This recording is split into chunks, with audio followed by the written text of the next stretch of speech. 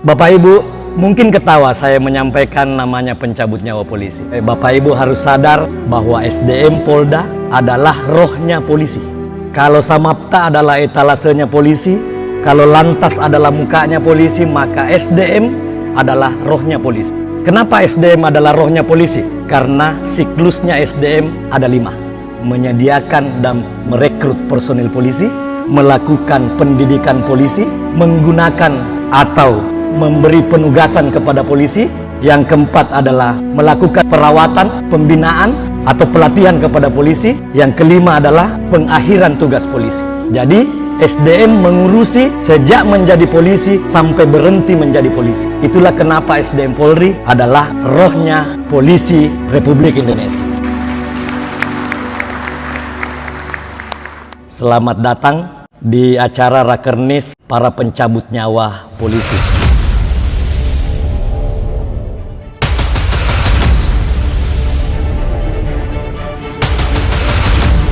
Akpol yang lahir hari ini, Bintara yang lahir hari ini, itulah yang akan menjadi pengambil keputusan penting di tubuh kepolisian 21 tahun yang akan datang. Akpol yang lahir hari ini, 21 tahun yang akan datang minimal sudah PJU di berbagai polda. Bahkan mungkin sudah ada jenderal. Artinya apa? Dia akan menjadi pejabat pengambil kebijakan di tubuh kepolisian. Maknanya adalah kalau Kaba SDM, kalau Karo SDM hari ini salah melakukan pembinaan kepada Bintara yang ketika kuliah, ikut secapa dan sebagainya, 21 tahun yang akan datang menjadi kasat di berbagai polres. Akpol yang hari ini menjadi dir atau bahkan menjadi Kapolda 21 tahun yang akan datang. Kalau hari ini salah melakukan pembinaan, maka nasib institusi kepolisian 21 tahun yang akan datang menjadi tanda tanya yang besar. Ini pentingnya Bapak Ibu yang hari ini baik yang menjabat sebagai Kabak SDM maupun Kabak Renmin di berbagai unit. Penting memperhatikan masa depan pembinaan anggota kita, adik-adik kita hari ini untuk 20-30 tahun yang akan datang. Bapak-bapak ini kan pencabut nyawanya polisi. Kalau ada anggota yang melaksanakan tugas di luar dari ketentuan kepolisian, maka pasti Bapak Ibu amputasi. Kalau ada anggota bekerja melebihi dari tanggung jawabnya, pasti Bapak Ibu memberikan penghargaan. Makanya Bapak Ibu adalah pencabut nyawanya polisi. Karena SDM adalah rohnya kepolisian. Soal penyediaan perekrutan. Model perekrutan polisi sekarang cukup dengan SKCK, ya kan? Pak Kabak SDM di berbagai daerah untuk mengukur baik tidaknya orang cukup dengan SKCK kan?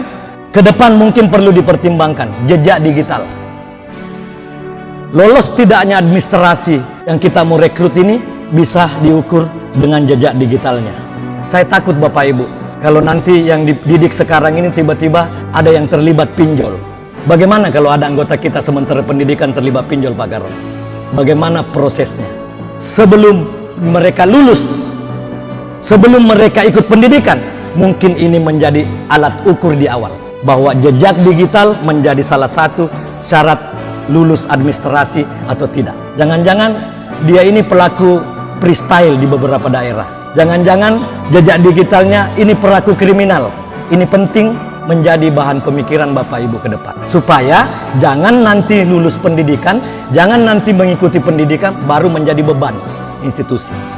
Cita-cita reformasi adalah melahirkan polisi sipil.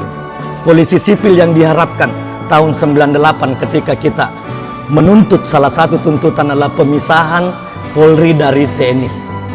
Adalah kita mengharapkan lahirnya polisi aparat sipil yang humanis. Yang paling penting ditanamkan di sini adalah bagaimana anggota sebelum pensiun tidak lagi merasa masih seperti sebelum pensiun. Minimal terhindar dari penyakit post power syndrome. Banyak Bapak Ibu yang terjadi ini. Makanya kadang-kadang banyak pejabat ketika pensiun itu langsung drop karena kena penyakit post power syndrome. Mungkin rata-rata di sini orang Bugis Makassar, Toraja Mandar. Kita orang Bugis Makassar, orang Toraja Mandar tidak punya kosakata terima kasih. Apa bahasa Bugisnya terima kasih? Apa bahasa Makassarnya terima kasih? Gak ada. Karena terima kasih bagi orang Bugis Makassar atau Raja Mandar itu ada sejak lahir. Jadi kalau ada orang bapak bantu terus tidak tahu berterima kasih, berarti dia tidak berkarakter Bugis Makassar dan Raja Mandar.